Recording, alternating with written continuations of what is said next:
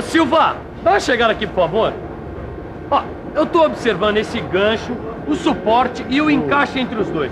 Bom, quando eu pego o desenho técnico dessa peça, tem um monte de coisa que eu ainda não entendo. Ô Titão, você já aprendeu bastante leitura e interpretação do gancho com polia, mas ainda falta, rapaz. Falta aprofundar algumas partes, é preciso exercitar. Silva, mas sabe qual é o problema? É que sozinho, meu... Tem horas que é melhor raciocinar com mais gente, não é isso?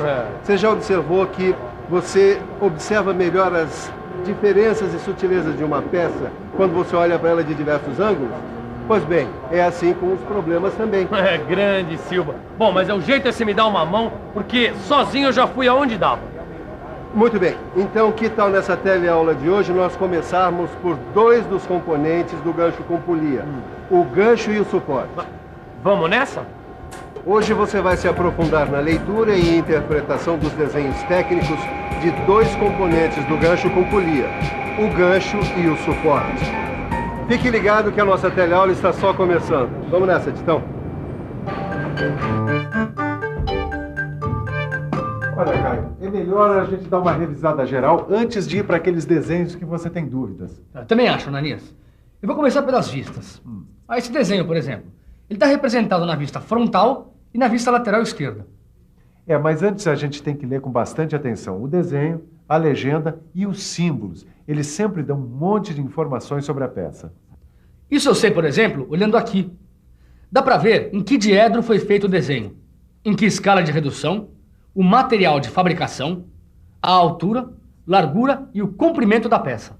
E se a peça tiver elementos arredondados? Eles vão estar indicados com a letra R na frente das cotas. Que tal? Grande, Caio. Olha, errando, acertando, devagar ou depressa, nós estamos indo no caminho certo. E já estamos prontos para fazer a leitura da peça. Vamos lá? Vamos começar pela legenda. O que é que você está sacando da peça? Bom, aqui já indica que o desenho foi feito no primeiro diedro, numa escala de 1:4 e que o material de fabricação do gancho é o aço forjado ABNT 1040. Que é? A referência do tipo de aço segundo a ABNT, Associação Brasileira de Normas Técnicas. Muito bem, Titão. E o que mais está dando para sacar aí sem olhar o desenho da peça? O que mais? Bom, olhando aqui embaixo tem o formato e as dimensões da folha em que foi feito o desenho. E o que mais? Logo acima da legenda, Titão.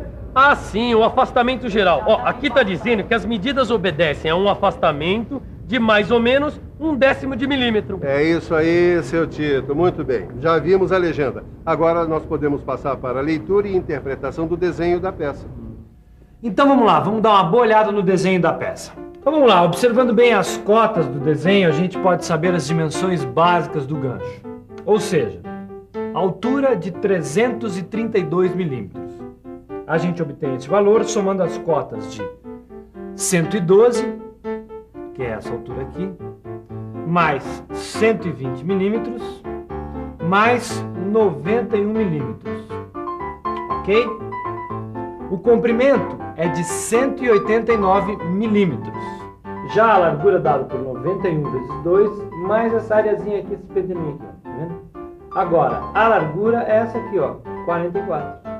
Bom, no desenho, se a gente vai observando com atenção, pouco a pouco a gente vai descobrindo todas as informações que caracterizam a peça. Olha, como esse símbolo aqui, por exemplo. Ele representa o acabamento geral do gancho.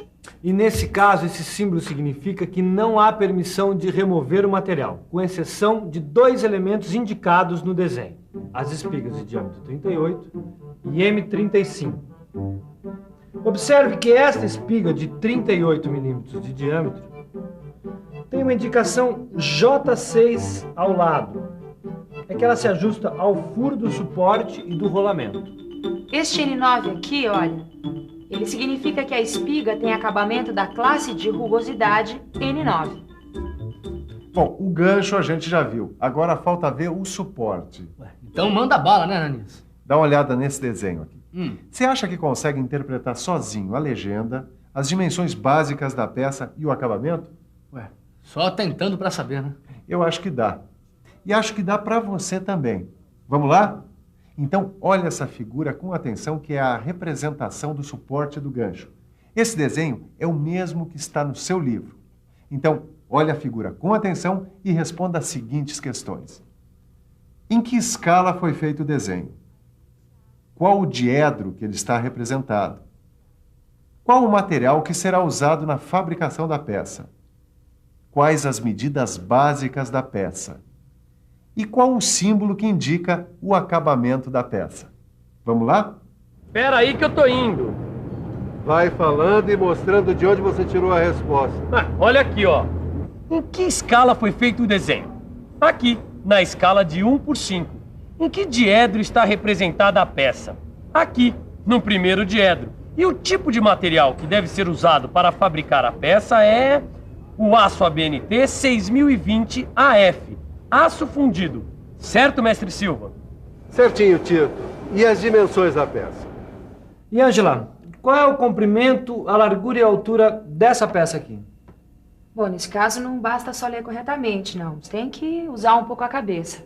Vamos pensar um pouco? Vamos pensar um pouco. Deixa eu ver. O desenho apresenta 2 cortes. Vendo frontalmente, fizeram um meio corte. E vendo de cima, fizeram um corte parcial. Então, o comprimento é este aqui. 278 milímetros. A largura é esta aqui. 138 milímetros. E a altura aparece aqui. 303 milímetros. Falta ver o símbolo que indica o acabamento geral. É esse aqui, Ananias, ó. Esse aqui é o símbolo que indica o acabamento geral da peça. E esse outro aqui é que indica como deve ser feito o acabamento do rebaixo. No caso dessa peça, o acabamento deve ser feito no furo com 38 milímetros e 1/10 de milímetro de diâmetro. E o rebaixo do furo de 40 milímetros de diâmetro. É assim mesmo, seu Caio. A gente vai estudando, vai aprendendo e vai dominando o assunto. E quando a gente não sabe, a gente pergunta para quem sabe. Claro. E você, acertou tudo ou errou algumas? Eu errei, cara. Eu confundi a medida do comprimento e ainda me embananei todo com esse símbolo de acabamento. Calma, Tito. Até parece que não pode errar, rapaz. Enquanto você está aprendendo, é hora de errar. Depois é que não vai poder mais. Silva, mas eu fico cabreiro de errar, cara. Você aí em casa, se errou, não tem o menor problema. Entendeu, seu Titão? Agora é hora de estudar, fazer os exercícios e praticar bastante. Depois é só acerto. Quer ver uma coisa? Dá só uma olhada aí ao redor. Vê quanto mecânico veterano tem por aí. Tudo macaco velho. Mas e daí? Pergunta pra eles como é que foi o começo da carreira deles. Às vezes trocava a medida do raio do elemento pelo diâmetro da peça e acabava perdendo-a. Às vezes não prestava atenção na legenda e pegava o material errado. Às vezes não lia o sinal de acabamento corretamente e utilizava outro tipo de ferramenta. Isso ocasionava eu perdia a minha peça e tinha que fazer tudo de novo.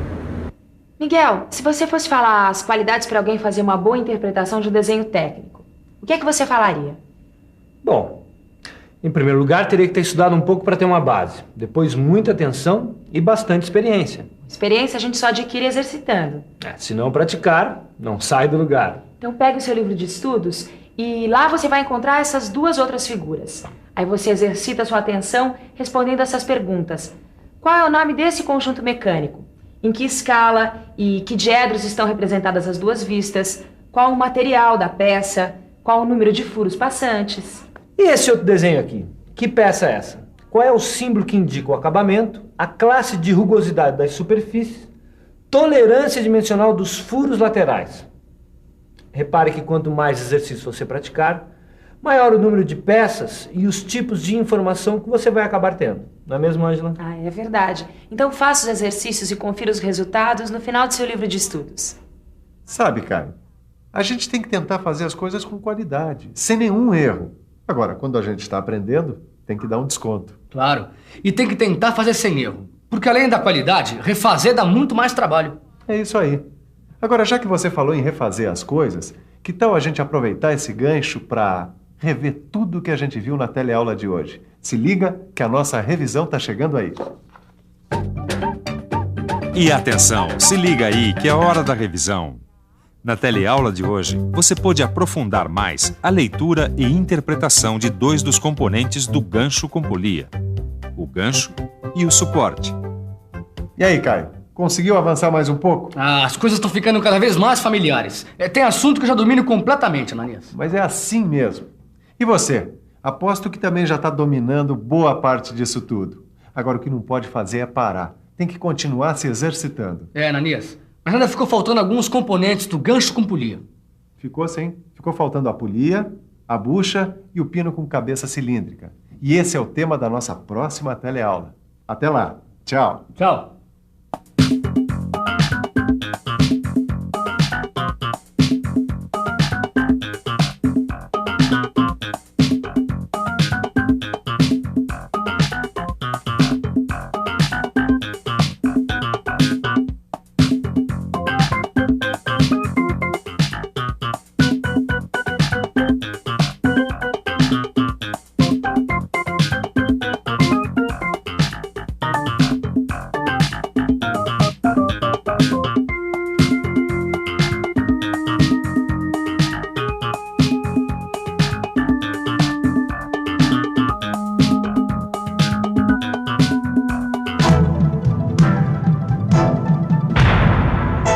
Telecurso 2000, um programa de educação do Sistema Fiesp e da Fundação Roberto Marinho.